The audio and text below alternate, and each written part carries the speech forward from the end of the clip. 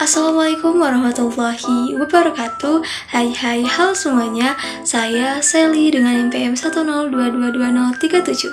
Hayo, pasti teman-teman bingung kan? Lah, kok nggak ada judulnya? Coba deh teman-teman perhatikan secara seksama bahwa di pojok kanan atas itu merupakan judulnya loh. Ya, betul sekali. Judul atau pembahasan yang akan saya bawakan pada video kali ini adalah mengenai ERP. ERP itu merupakan perencanaan sumber daya perusahaan. Kenapa harus diadakannya perencanaan? Kenapa harus adanya ERP? Karena ERP ini merupakan sistem yang tidak jauh nantinya adalah untuk mengelola dan juga merencanakan sebuah sumber daya yang tentunya ini harus dikelola dengan baik agar nantinya dapat menghasilkan sebuah nilai tambah bagi seluruh pihak yang berkepentingan. Nah, kalau kita rangkum atau kita kemas, manfaat dari ERP itu tidak lain dan tidak bukan adalah untuk merencanakan sebuah planning. Nah, merencanakan sebuah planning ini tentunya memberikan manfaat banyak sekali bagi perusahaan.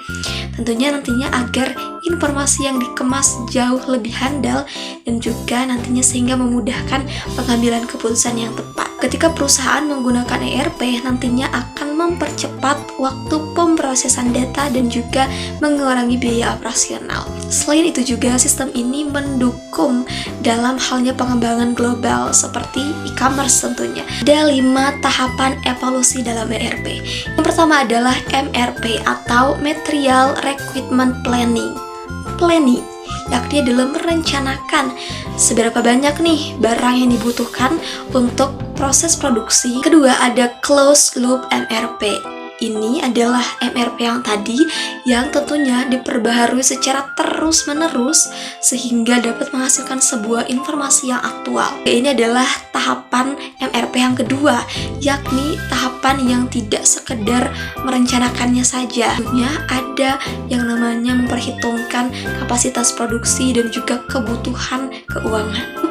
Ada ERP. Ini merupakan sistem yang menggabungkan semua aspek bisnis mulai dari produksi hingga keuangan dalam satu tempat. Akhir ini adalah ERP yang kedua, yakni ERP yang cakupannya jauh lebih luas, termasuk juga nanti itu berhubungan dengan pihak luar seperti juga pemasok dan juga pelanggan. Berikut ada komponen ERP. Yang pertama adalah akuntansi dan keuangan. Tentu saja bagian ini tidak jauh dari yang namanya proses keuangan atau juga proses dari pencatatan dan juga pelaporan serta juga pengelolaan aset. Yang kedua adalah sumber daya manusia. Ini adalah tentang orang-orang atau manajemen dalam perusahaan yang tugasnya itu seperti merekrut dan juga menggaji. Ketiga adalah extend ERP. Jadi ini adalah bagian tambahan dari ERP yang tadi. Yang terakhir ini adalah e-business atau bagian yang memungkinkan bisnis itu beroperasi secara online tentunya, termasuk seperti e-commerce dan juga manajemen aktivitas bisnis lainnya di internet. Keuntungan dari ERP itu sendiri yang pertama adalah data yang akurat. Ketika sudah menggunakan ERP ini akan memastikan bahwa data perusahaan Anda itu selalu tepat dan juga terbaru. Kedua adalah pengambilan keputusan yang cepat.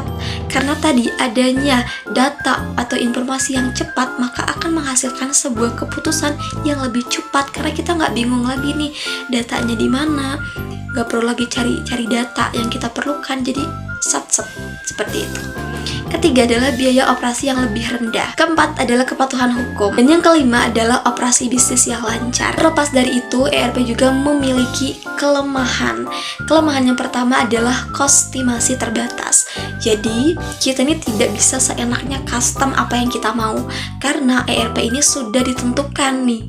Di dalam sistem ini sudah ditentukan sebelumnya fitur-fiturnya apa saja. Yang kedua adalah biaya yang tinggi.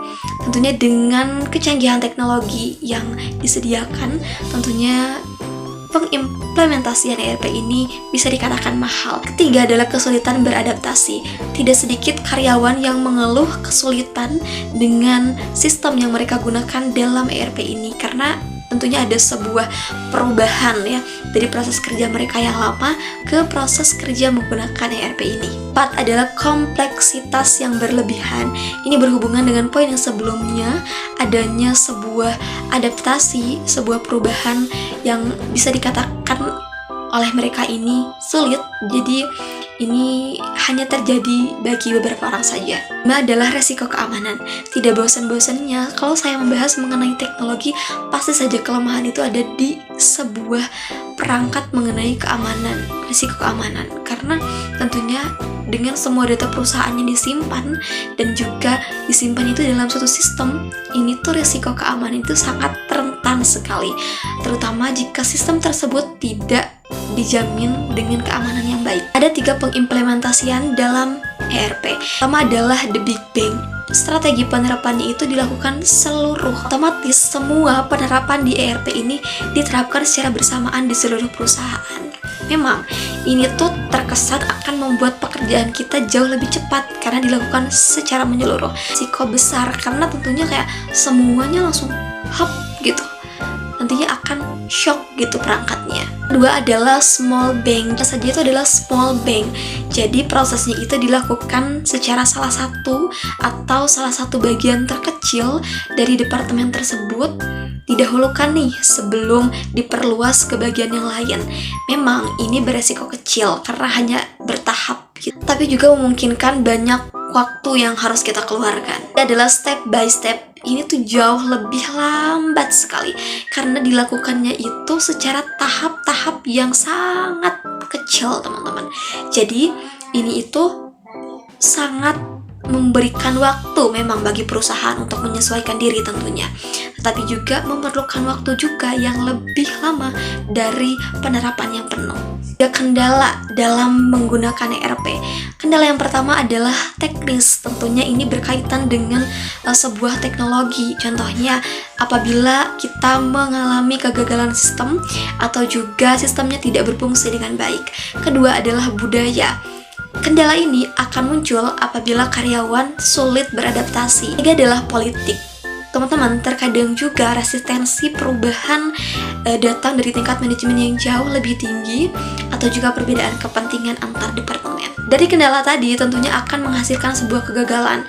Adapun kegagalan juga dapat terjadi karena beberapa faktor. Nah, ketika biaya dan waktu melebihi sebuah kapasitas kita, sebuah perkiraan kita, sebuah ekspektasi kita, tentunya nanti akan menyebabkan kesulitan finansial. Yang lebih parahnya lagi, nanti akan merembet ke penundaan proyek yang akan kita kerjakan. Juga tidak boleh lalai, yang namanya sistem kita harus beradaptasi, kita harus tahu trial and errornya seperti apa. Makanya persiapan itu sangat-sangat diperlukan.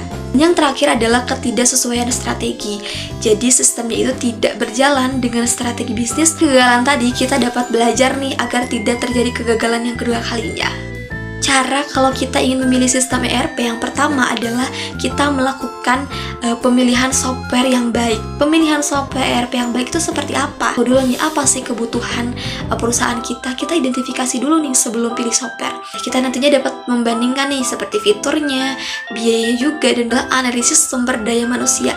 Kita perhatikan, kita tinjau apakah karyawan kita ini memiliki kompeten di bidang tersebut, ataupun kalau misalkan dirasa wah ini kurang kompeten nih, kita harus mengadakan yang namanya pelatihan. Ketiga adalah analisis strategi bisnis. Kita harus tinjau apakah strategi bisnis dengan ERP ini saling berkaitan. Dan yang terakhir adalah analisis infrastruktur dan juga perangkat lunak.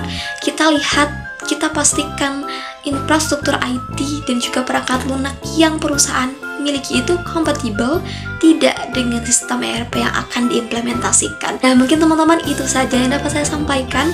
Semoga materi baru ini dapat menjadi wawasan baru bagi teman-teman dan juga tentunya bagi saya pribadi.